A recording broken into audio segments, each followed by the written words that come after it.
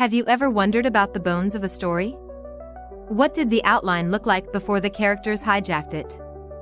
Ophelia Kee always wondered the same things about her own stories. As a discovery writer, the chaotic pantser style, not even the author knew how the tales in the Draoithe Saga would go until they went. Backward analyzing one story while busy writing the next tale or two somehow never happened. Apparently, OK put things off long enough, and some fancy computer magic will provide us with those long-wished-for story overviews. We can finally X-ray the tales from the dream and see their skeletons. Shall we investigate the next story in the dream? All right, let's get into it.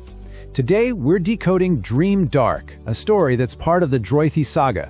And let me tell you, this is a world of paranormal romance and urban fantasy where pretty much every myth you can think of is real, and the fate of reality itself is hanging in the balance. So here's how we're going to break this all down. First, we'll get a feel for the world they call the dream. Then we'll dive into this very unique courtship with Death herself. After that, we'll meet the lovers at the center of it all, check out the strange realm where they can even connect, and finally, we'll unpack a massive prophecy that ties this whole thing together. Okay, so first things first. Before we can really get into this story, we've got to understand the world it's set in. And believe me, this thing is part of a massive universe called the Draoithe Saga. And you know, the author's choice of words here is super important. They call it a saga, not just a series. And that one word, it changes everything. It tells us we're not just reading a bunch of stories. We're digging into a huge interconnected history, all about the dramatic founding of an immortal kingdom. Big stuff. So, what's this world actually like? Well, picture this. It's an urban fantasy world where every myth, legend, and fairy tale you've ever heard of, they're real. And they're walking around, a lot of the time in modern-day Texas, of all places. The main goal for everyone is to restore the magical balance of their reality, what they call the dream.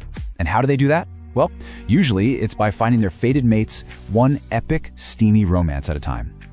All right, so now that we've got the big picture of this epic saga, let's zoom in a little. Let's talk about the specific story we're exploring today, Dream Dark. The core idea here is a love story with probably the highest stakes you can possibly imagine.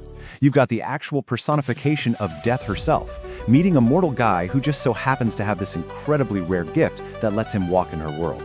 So yeah, it's a courtship, literally, with Death. And that's the question that drives this entire story, right?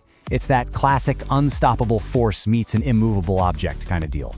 Can this mortal man, with his powerful magic, actually overcome the fundamental nature of an immortal being whose touch is, fatal? So, who exactly are these two people caught up in this impossible romance? Well, let's meet the lovers at the heart of it all. First up, you've got Vicioso, but everyone calls him Vic. His whole life has just been defined by abuse, neglect, and basically a constant dance with death on the streets. Then, on the other side, you have Bella Sombra Suena, and she literally is death, the angel of death, sometimes known as Santa Muerte, and she's been trapped and totally alone for centuries. He knows death intimately. She is death. And this is where the real conflict kicks in, because what they want is completely at odds. Vic, he is determined to use his powers to claim the one being nobody else can, Death herself. But Bella, she craves the connection he's offering, but she's also terrified that her very nature is going to completely annihilate the only person who's ever eased her loneliness. Okay, so this raises a huge question, right? How can a mortal guy and the angel of death even exist in the same space? Well, the answer lies in this very specific, very magical dimension. I mean, the fundamental problem is that they're on totally different planes of existence. He's alive, and she's trapped somewhere in between. And the solution? It's this incredible concept called the stillness. It's not life, it's not death, it's the space between them. A perfect reflection, really, of Vic's own life, always living on that edge.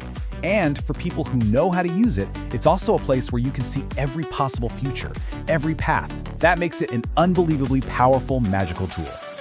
What's really interesting is that Vic doesn't just get this power all at once. At first, it's just a traumatic side effect from a head injury. He really struggles with it because he's trying to reach for the huge, empty stillness itself. But then he has this breakthrough. He realizes he just needs to find the path inside of that space. And once he figures that out, he masters his gift, turning it into a tool he can use to pursue Bella. But here's the thing. This isn't just one couple's love story. Far from it. Vic and Bella's romance is actually a super critical piece of a much, much bigger puzzle. We're talking about a prophecy that affects the very fabric of their world.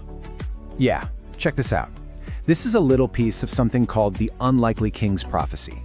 It's an ancient prediction that's all tied up with this huge magical disaster that happened like 1,000 years ago. And fulfilling this prophecy, it's literally the only way to save their world. So let's really break down the stakes here. A king's grief unleashed a chaos spell that just shattered the magical balance of everything.